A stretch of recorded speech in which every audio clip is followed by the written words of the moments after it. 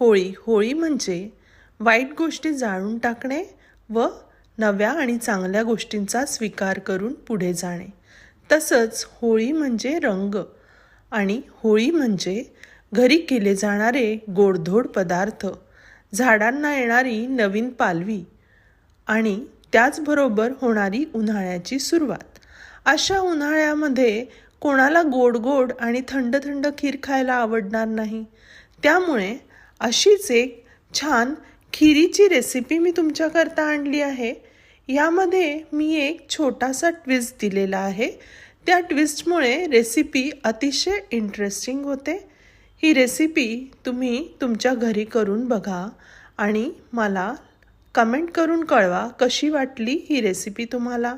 तसंच कमेंटमध्ये हेही मला कळवा की तुम्ही तुमच्या घरी होळीनिमित्त काय नवीन पदार्थ करता आहात.